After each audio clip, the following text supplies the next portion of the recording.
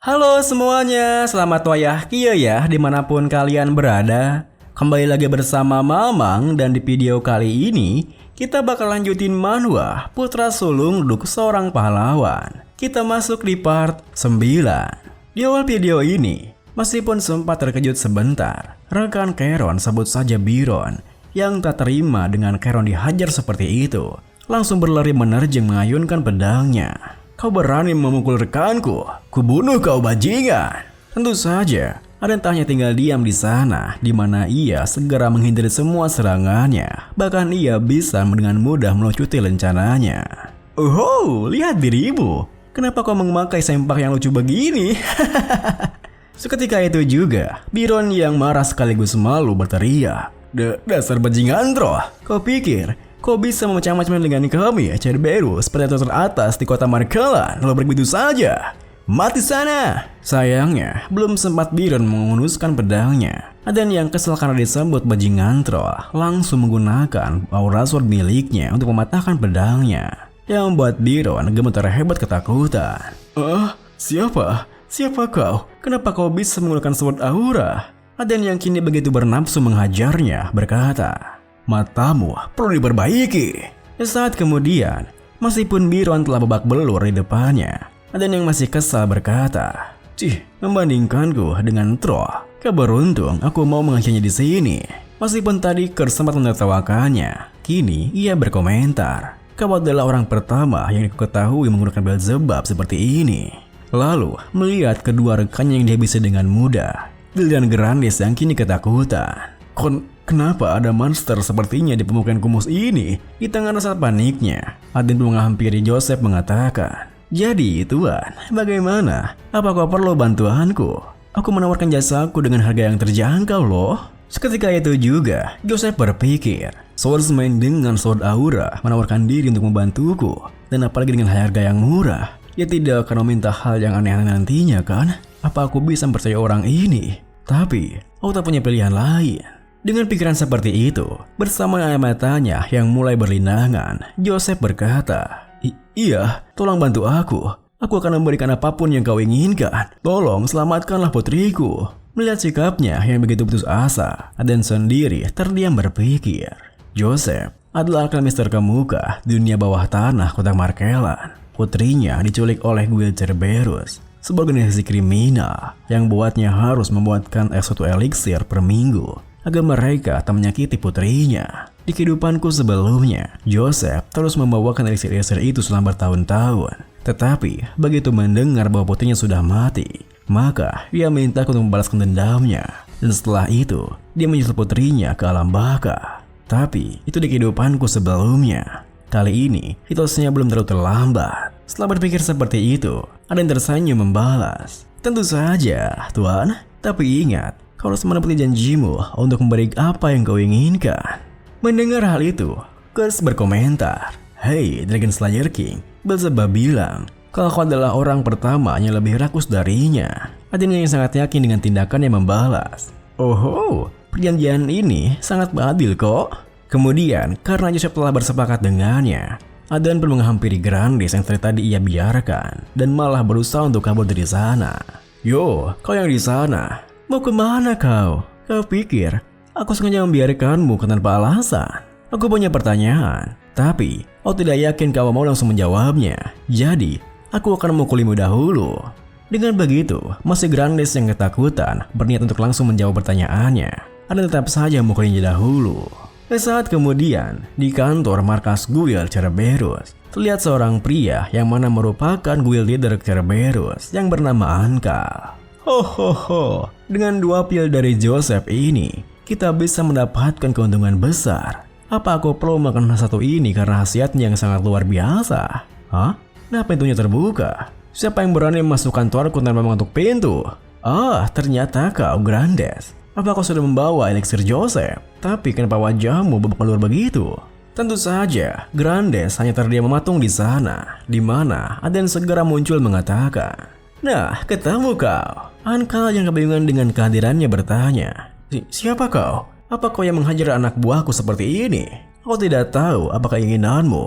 Tetapi masuk kandang singa sendirian begini, kau terlalu bodoh. Tentunya, ia begitu percaya diri seperti itu bukan tanpa alasan, di mana Anka punya sebuah artefak alarm yang akan berbunyi di saat ia memasukkan mana. Namun sayangnya, meski Anka telah mengaktifkan artefak alarmnya, tak ada seorang pun anggota guild yang datang ke kantornya, hingga ia bertanya-tanya, apa artefaknya sudah rusak? Loh, apa orang di luar? Ada penyusup di sini! Aden yang telah menghabisi mereka semua di perjalanan ke sana mengatakan, anggota guildmu kah? Saat aku datang kemari, mereka semua sedang bawa cantik tuh. Tapi, aku tidak akan membuatmu tertidur segampang itu. Di mana Putri Joseph? Mendengar pertanyaannya, Anka tersenyum membalas. Oh, jadi kau mercenary yang direkrut oleh Joseph. Jangan sombong dulu, mentang-mentang kau sudah menghabisi bawahanku. Karena akulah yang terkuat di guild ini. Cia! Tentu saja, serangan dadakan Anka berujung menjadi sia-sia karena pada akhirnya malah ia sendiri yang babak belur dan hanya bisa pasrah memberitahukan tempatnya mengurung Putri Joseph. Dia ada di sini. Ada yang melihat-lihat tempatnya pun membalas. Wah, kamu mengurungnya di tempat seperti ini. Dasar orang biadab.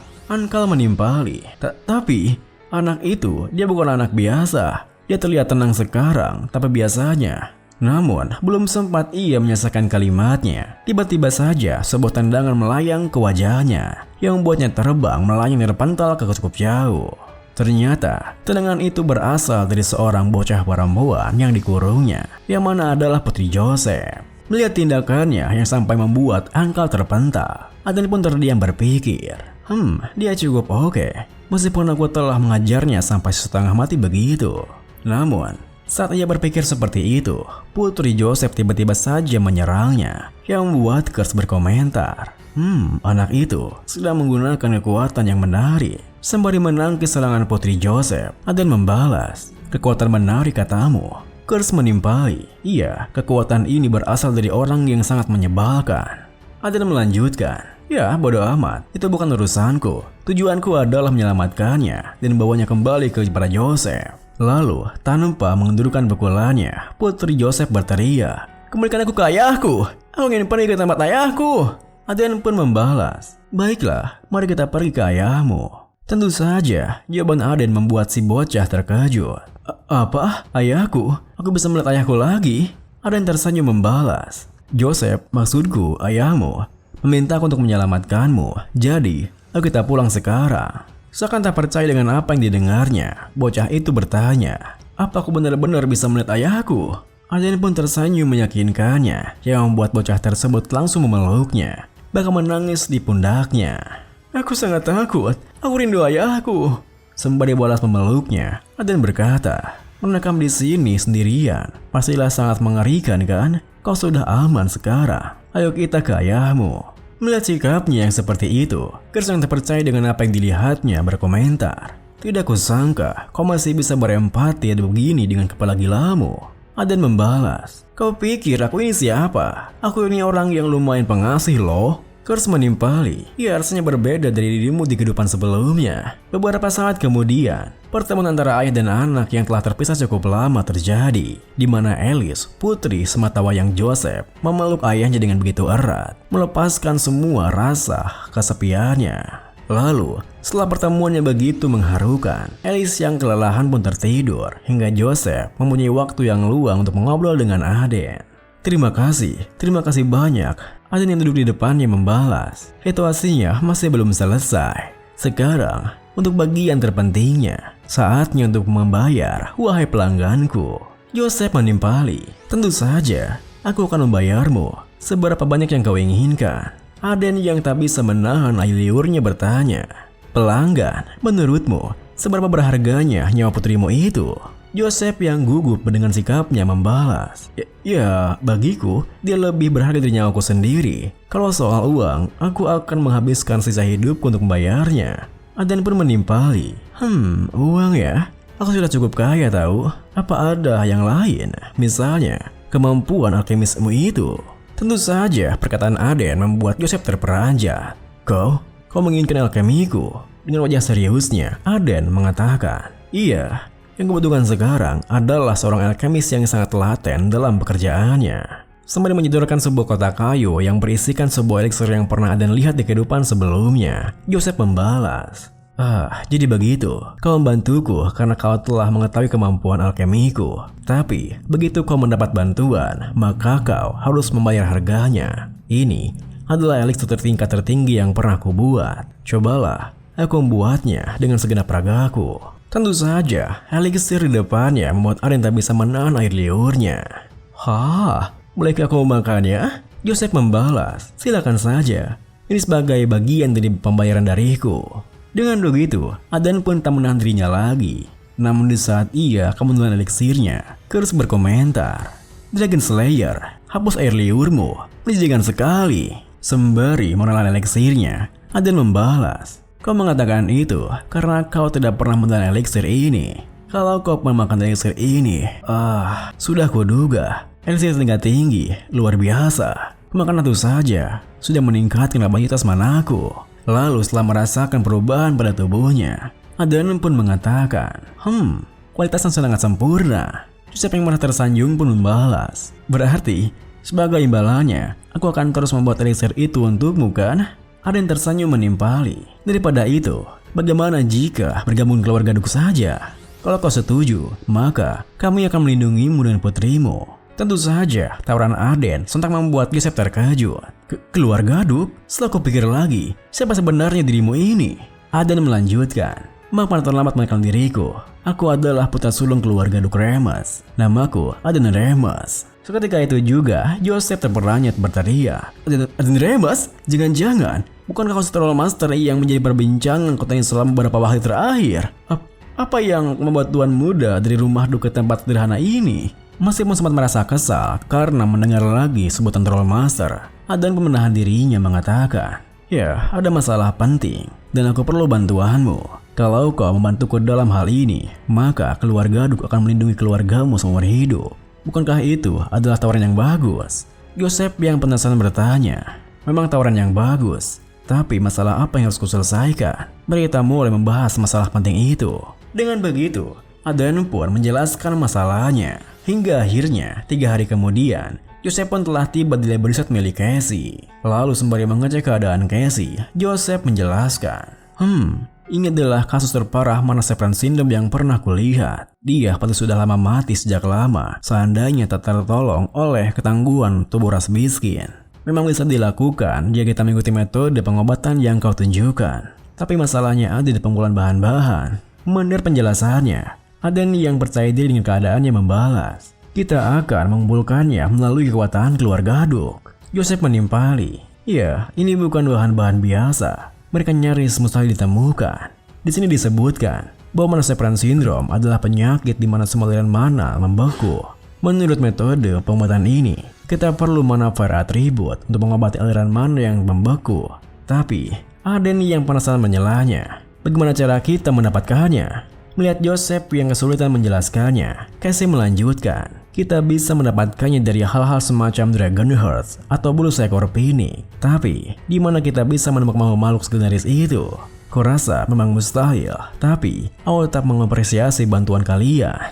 Sembari menunjukkan bulu Phoenix yang didapatkannya dari benteng Attila, Aden membalas, maksudmu harus seperti ini?